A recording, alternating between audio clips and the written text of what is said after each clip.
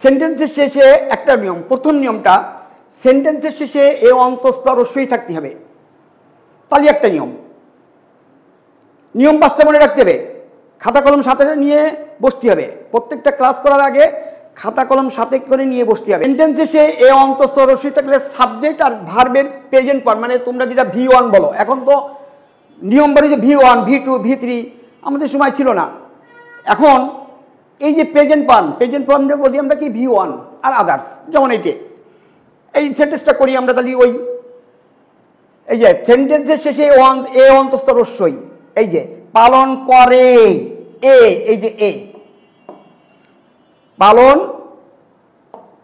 পালন করে এই যে এ। আরেকটা কথা মনে রাখতে হবে, ভার্ব সবসময় সেন্টেন্সের শেষে থাকে। ভার্ব কখনো মানে মাঝখানে প্রথমে থাকে না, ভার্ব সবসময় শেষে থাকে, বাংলা সেন্টেন্সের শেষে থাকে। দেখো পালন করে, তাই নিয়মের সাথে মিল আছে, এ থাকবে, নাহলে অন্তস্থ থাকবে, নাহলে রস্যই থাকবে। তাহলে যেমন আমি ভাত খাই রস্যই, দেখি তো। সে বাড়ি যায় অন্তস্থ। তারপরে এবারে দিয়ে করবো ভূমিকা পালন করে এ, তার মানে এই তিনটের একটা থাকতেই হবে, নাহলে প্রেজেন্ট টেন্স হবে না, অন্য টেন্সে চলে যাবে। তাহলে 1 নম্বর রুলস আমরা এইটে। তাহলে 1 নম্বর রুলসটা আমরা করি, দেখো মজার। এখন সাবজেক্ট নির্ণয় করতে হবে। Free hand writing subject. তাহলে আমরা দেখি free hand writing subject, free hand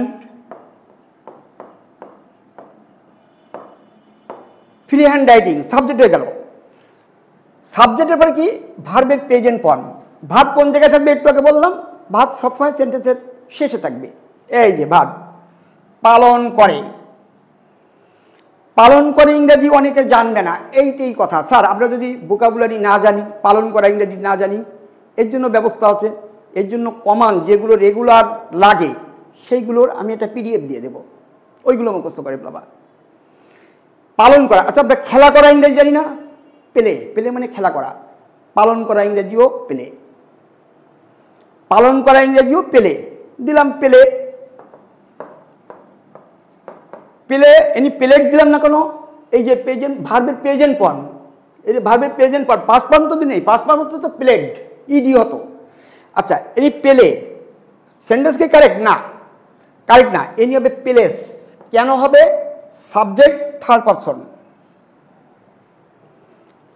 subject যদি আই থাকতো পেলে দিতাম, উই থাকতো পেলে দিতাম, দে থাকতো পেলে দিতাম, ইউ থাকতো পেলে দিতাম। এই 4টের কথা মনে থাকতো। 4টে যদি সাবজেক্ট হয় কোনো ভার্বের সাথে এস বাই এস যোগ হবে না, সহজ সাবজেক্ট ভার্ব এগ্রিমেন্টের নিয়মে।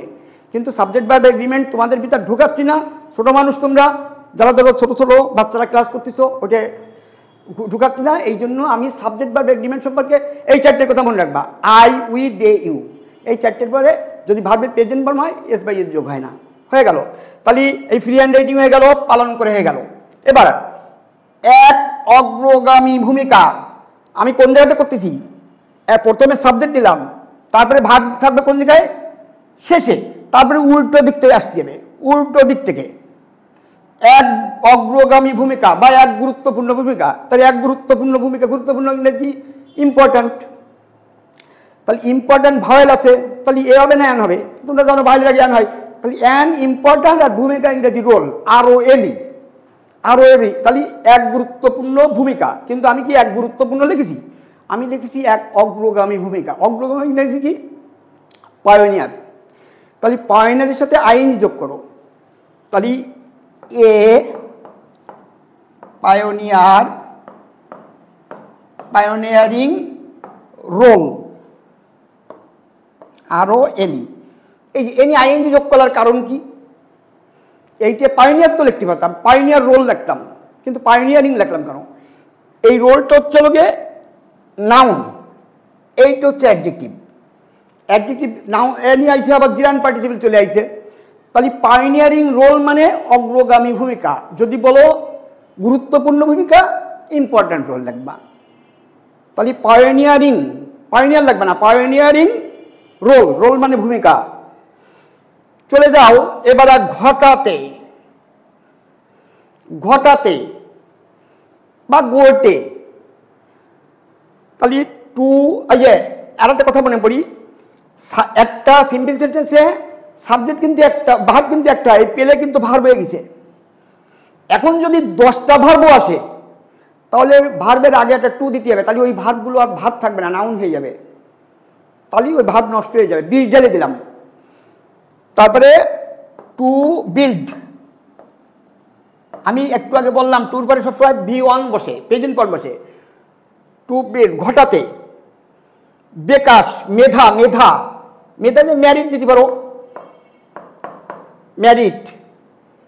ছাত্র ছাত্রীদের, আমি একটু আগে বললাম ওই যে প্রিপোজিশন রয়ের থাকলে কি অফ, রয়ের থাকলে অফ, তাহলে অফ সবসময় প্রিপোজিশন আগে বসে, অফ দ্য স্টুডেন্টস, তাহলে অফ দ্য স্টুডেন্টস।